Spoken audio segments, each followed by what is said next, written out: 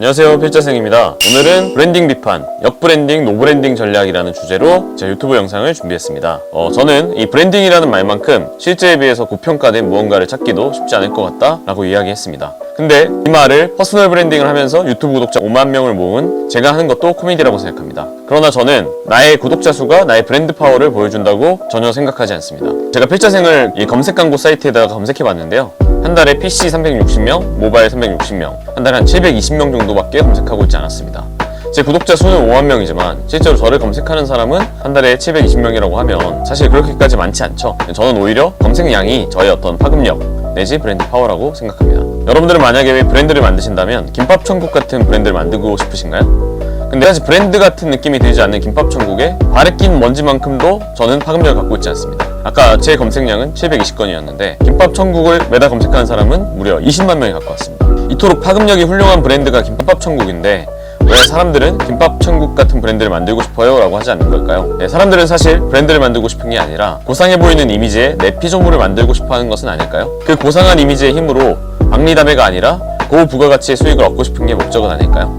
여기 보시면 브랜드 없애고 가성비 넘어 질적 혁신을 이뤄낸 미 브랜드리스라는 기업에 대한 소개가 있습니다. 실제로 신세계그룹의 노브랜드 같은 경우도 노브랜딩 전략을 지향한다고 하고, 일본의 무인양품, 실제로 다이소 같은 경우에도 노브랜딩 전략을 지향하고 있는데요. 우리는 브랜드를 하고 싶어서 안달이 나 있는데 신세계 같은 굉장히 브랜드가 잘 구축되어 있는 회사가 왜 오히려 노브랜딩을 전략으로 가져가고 있을까요? 오늘 그 부분에 대해서 여러분들이 이해하시면 사업에 큰 도움이 될 거라고 생각합니다. 겉멋에 빠져서 고상함을 브랜딩이라 착각하는 어떤 사람들과 달리 오히려 다이소나 노브랜드 무인양품은 왜 노브랜딩을 추구하는 것일까요? 당신은 멀티탭 정리함이나 물티슈 케이스를 살 때 브랜드를 따지십니까? 그런 저관여 상품을 구매할 때는 이왕이면 저렴하게 구매하길 바랄 뿐입니다. 다이소는 그 부분을 잘 캐치했습니다. 다이소에서 가장 비싼 제품의 가격은 5,000원입니다. 5,000원도 안 되는 상품을 구매할 때는 실패 확률이 적은 브랜딩이 잘 되는 제품을 원하기보다 가성비라는 것을 훨씬 더 중요하게 따질 수밖에 없습니다. 결국 그런 가성비가 훌륭한 상품을 잘 큐레이션해서 소비자들에게 제시한 다이소가 브랜드가 되어버리는 재미있는 일이 벌어진 셈입니다. 여러분들이 만약 런칭하자마자 대규모 광고를 집행할 수 있는 큰 기업이라면 비싼 상품을 판매하셔도 문제가 없습니다. 그러나 광고비를 크게 집행할 수 없는 자영업자라면 그럴싸한 패키지나 홍보 영상을 만들기 위해서 에너지를 쓰는 것보다 가성비로 승부를 보거나 틈새 시장을 공략하는 게 당연히 더 좋은 전략일 것입니다. 역으로 브랜딩을 하지 않는 게 가장 훌륭한 브랜딩 전략이라는 뜻입니다. 그래서 여러분이 노브랜딩을 지향하신다고 하면 노브랜딩 전략으로 가져갈 수 있는 어떤 액션 플랜에 대해서 한번 제가 적어봤는데요. 첫 번째는 마케팅에 쓸 에너지를 틈새 시장을 찾는 마켓 파인딩에 쓸 것. 애초에 상품 소싱을 잘하면 마케팅을 안 해도 물건이 팔리는 경우가 있습니다. 그래서 상품 소싱이라면 마켓 파인딩이죠. 그걸 더 잘하시는 게 우리 마케팅에 쓰는 에너지를 줄이는 길이다 라고 이야기하고요. 두 번째로는 최고의 상품을 만들려는 노력보다 최고의 가성비를 제공하려는 노력을 할 것. 사람들은 어떻게 보면 다 자기 제품에 대해서 어떤 자부심 같은 게 있습니다. 그러나 소비자들은 사실 5,000원 이하의 저렴한 제품을 구매할 때는 꽤 저가 제품을 구매할 때 이게 최고의 제품인지를 그렇게 따지지 않습니다. 가성비가 좋은지를 따집니다.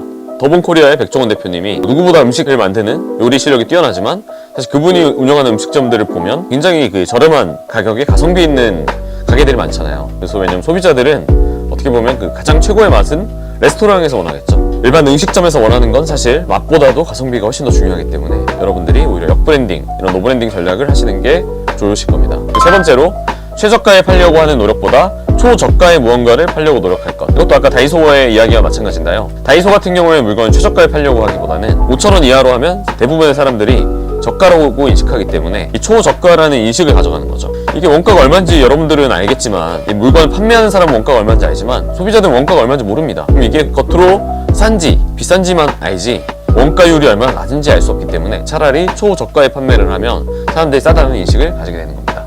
네 번째로 브랜딩에 쓸 에너지를 세상의 문제를 해결한다는 사업의 본질에 쓸 것이라는 이제 이야기를 하는데요. 여러분, 물론 브랜딩도 중요하긴 하지만 사실은 사업의 제1번 목표는 세상의 문제를 해결한다는 것입니다. 여러분들이 그 브랜딩, 나를 알리고 나를 멋있게 포장하는 것도 중요하지만 기본적으로는 어떤 문제를 해결할 건지 우선으로 되지 않는다고 하면 나의 내실도 없는데 내가 외면을 가꾸는 것처럼 좀 본질보다는 잘못된 껍데기를 더 신경 쓰는 그런 안타까운 케이스가 될 것 같습니다.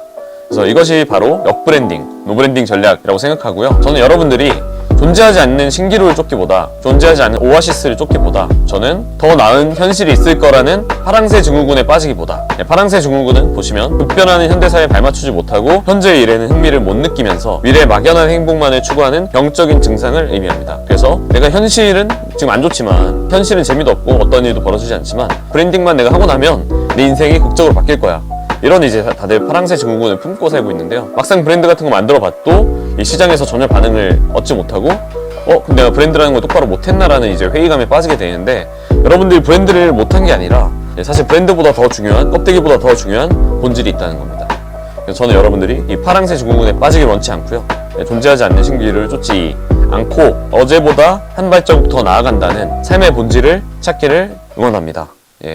여러분들이 오늘 이 영상을 통해서 한 발자국 더 성장하실 수 있는 기회가 되길 바라면서 오늘 영상은 여기서 마치도록 하겠습니다. 들어주셔서 감사합니다.